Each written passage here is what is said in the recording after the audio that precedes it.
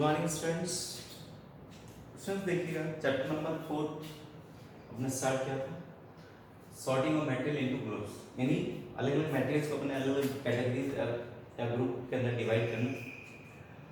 अब यहाँ पे देखिएगा इसके अंदर अपने ग्रुपिंग या क्लासिफिकेशन क्यों नेसेसरी इसके बारे में बात करा था और अपने बताया था इसके अंदर मटेरियल्स के अंदर मटेरियल्स का डेफिनेशन, ऑब्जेक्ट्स क्या होते हैं और ऑब्जेक्ट जो है वो हमने बताया कि डिफरेंट मटेरियल से बन सकते हैं। An object made up of the different material, यानी एक ऑब्जेक्ट जो है वो अलग अलग मटेरियल से बन सकता है या अलग अलग मटेरियल से जो है एक टाइप का ऑब्जेक्ट बन सकता है या different types of object made from same material, क्यों, या an object made up of the combination of material.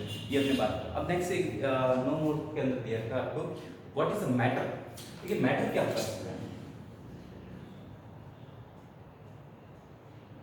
Matter या पदार्थ क्या है इसके अंदर।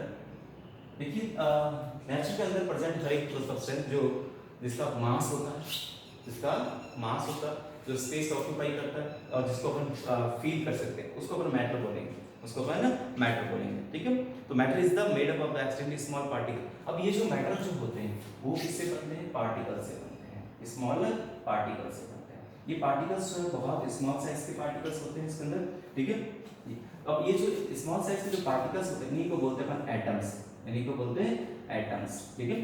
अब ये जो एटम्स आके जॉइन होकर बना सकते हैं मॉलिक्यूल्स, एटम जॉइन होकर क्या बनाते हैं, मॉलिक्यूल्स बनाते हैं इसके अंदर, ओके स्टूडेंट। तो जैसे इसके अंदर अगर अपन कुछ एग्जांपल लेते हैं इसके अंदर, जैसे ऑक्सीजन और ऑक्सीजन ये दो एटम है, इससे मिलकर O2, ये एक O2 का एक मॉलिक्यूल बन गया, ठीक है। ऐसे जैसे नाइट्रोजन ये दो एटम है मिलकर जो नाइट्रोजन का मॉलिक्यूल बन गया। तो इस तरह से इनको अपन सेम टाइप ऑफ अगर एटम आपस में जॉइन हो रहा है तो उसको अपन एलिमेंट्स बोल देते हैं स्टूडेंट, ठीक है। तो ये एलिमेंट्स जो है ये क्या होता है, सेम टाइप ऑफ एटम आपस में जब जॉइन होते हैं तो एलिमेंट्स बनते हैं। तो एलिमेंट्स के अंदर मेनली जो है वो मेटल, नॉन मेटल और मेटलॉइड आते हैं। एक तो आता है इसके अंदर मेटल्स और दूसरा आता है इसके अंदर नॉन मेटल्स और थर्ड आ जाता है इसके अंदर मेटलॉइड्स, ठीक है। तो यहाँ पे देखिएगा हमने बताया कि नेचर के अंदर जो है बहुत सारे एलिमेंट्स प्रेजेंट हैं। अब ये एलिमेंट्स जो है वो अगर देखिएगा सेम टाइप ऑफ एटम होते हैं उनको अपन एलिमेंट्स बोल देते हैं, आपस में जॉइन होते हैं तो उनको एलिमेंट। ये एलिमेंट के अंदर अपन मेटल, नॉन मेटल और मेटल ये जो है टाइप का क्लासिफिकेशन देखने को मिलता है इसके अंदर, ठीक है। तो यहाँ पे आपको बता रखा है इसके अंदर कि भाई मॉलिक्यूल्स जो होता है उसमें डिफरेंट टाइप्स ऑफ एटम आपस में जॉइन होते हैं। जैसे ऑक्सीजन के अंदर ऑक्सीजन, ऐसे अगर अपन वाटर की बात करें तो उसके अंदर H2O, ठीक है। तो इसमें दो हाइड्रोजन, ठीक है, और ये दो हाइड्रोजन एक ऑक्सीजन के साथ में बाइंड होता है। CO2 की बात करें अगर अपन इसके अंदर तो एक कार्बन जो है वो दो ऑक्सीजन के साथ में से बाइंड होता है इसके अंदर। तो ये जो है इसके अंदर आपका मॉलिक्यूल्स हो जाता है, ठीक है। जैसे अगर हाइड्रोजन की बात करें तो हाइड्रोजन और हाइड्रोजन मिलकर जो एक H2 जो है ये H2 का एक मॉलिक्यूल बना देता है इसके अंदर, ठीक है। तो substance that is made up of the two or more elements combined chemically in a fix proportion is called the compound. अब नेक्स्ट यहाँ पे देखा है इसके अंदर कंपाउंड के बारे में। एक तो है एलिमेंट, तो एलिमेंट का डेफिनेशन तो है इसके अंदर the substance that is made up of only one type of atom, यानी एक ही टाइप के एटम से मिलकर बनता है, ये एलिमेंट कहते हैं, ये एलिमेंट कहते हैं। ये कंपाउंड है, ये दोनों कंपाउंड है। तो कंपाउंड क्या substance that is made up of the two or more elements combined chemically in a fix proportion. जैसे इसके अंदर दो टाइप के एलिमेंट है, हाइड्रोजन और ऑक्सीजन, है ना, इसमें कार्बन और ऑक्सीजन, तो ये कंपाउंड्स कहलाते हैं, ठीक है। तो एग्जांपल से वाटर, कार्बन डाइऑक्साइड हो गया। नेक्स्ट है properties of materials, properties of materials, अगला टॉपिक आपका इसके अंदर आ रहा है इसमें। तो प्रॉपर्टीज ऑफ मटेरियल्स के अंदर देखिए फर्स्ट है इसके अंदर आपका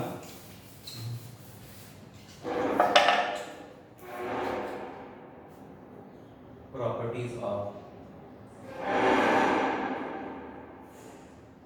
मटेरियल्स।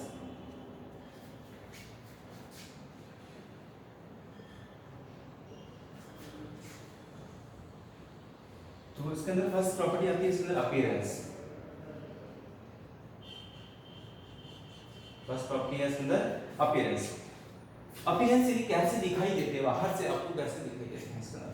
तो मटेरियल आप देखो इसमें डिफरेंट मटेरियल आपको देखने से बाद में अलग टाइप का अपीयरेंस इसके अंदर देखने को मिलेगा।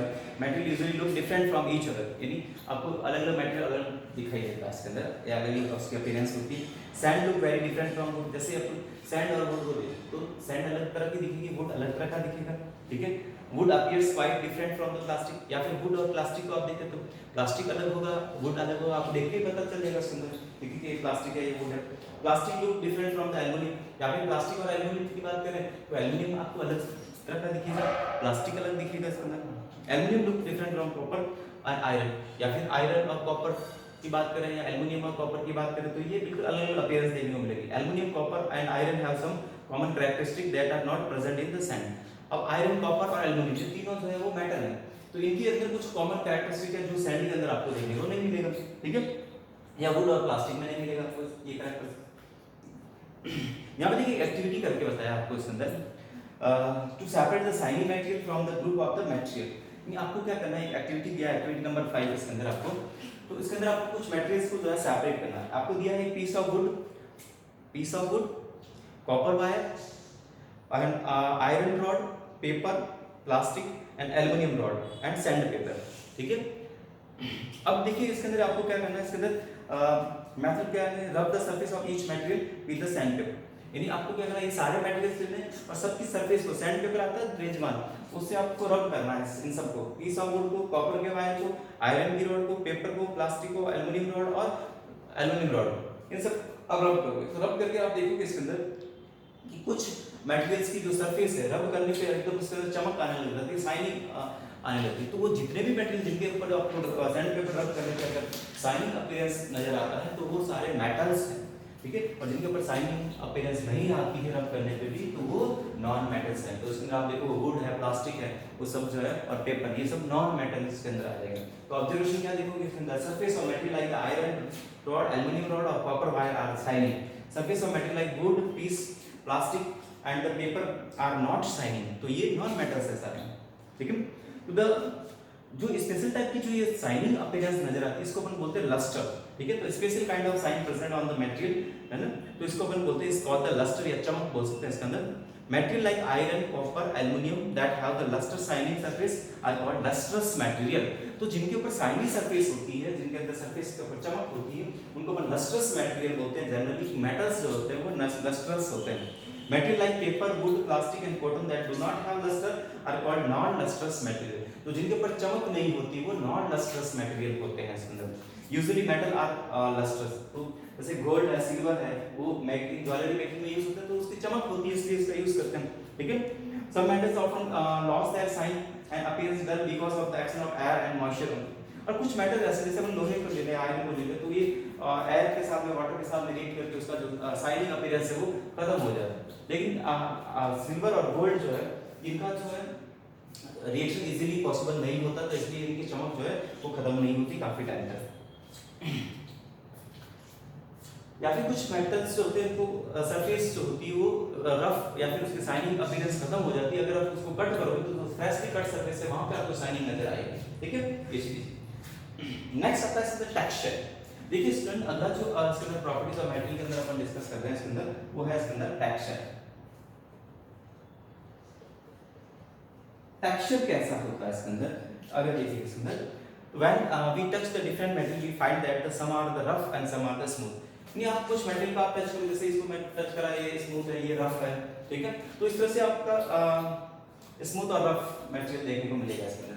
रफ मटेरियल है बम्प्स एंड रिज। तो रफ मटेरियल किसको बोलते हैं, जिसके ऊपर खापड़ होता है उसको अपन बोलते हैं रफ मटेरियल, ठीक है, या इसको तो बम्प्स उबार और रिज यानी ऊपर खापड़ जगह on that surface and that can be felt, और उसको आप महसूस भी कर सकते हो। आप जैसे वॉल के ऊपर हाथ फेर दो तो इसके अंदर आपको उबार नजर आएंगे, ठीक है, तो ये रफ है, ये इधर स्मूथ है ना, ये चीज। For example would, rock, bar pottery, ये सब क्या है, रफ होगा। अब बार पॉटरी पेड़ की छाल के ऊपर हाथ धोएं रफ नजर आएगी, ठीक है, जबकि smooth material have the no bump and ridge, उभार नहीं होते स्मूथ मटेरियल पे और प्लेन सरफेस होते हैं, तो ये स्मूथ फील होते हैं। फॉर एग्जांपल जैसे ग्लास शीट, ग्लास का कोई है ग्लास, वो एकदम स्मूथ होगा, ठीक है, या फ्लावर पेटल्स होती है फ्लावर की, ग्लास शीट है, ठीक है, ये जो है स्मूथ होते हैं। तो टेक्सचर यानी उसका टच करने पे वो सॉफ्ट फील होते हैं या रफ फील होते हैं, उसको हम बोलते हैं टेक्सचर। नेक्स्ट प्रॉपर्टी है इसके अंदर हार्डनेस स्टूडेंट्स। तो हार्डनेस के हिसाब से अगर देखें इसके अंदर, तो कुछ मटेरियल जो है वो हार्ड होते हैं और कुछ मटेरियल जो है वो सॉफ्ट होते हैं, ठीक है।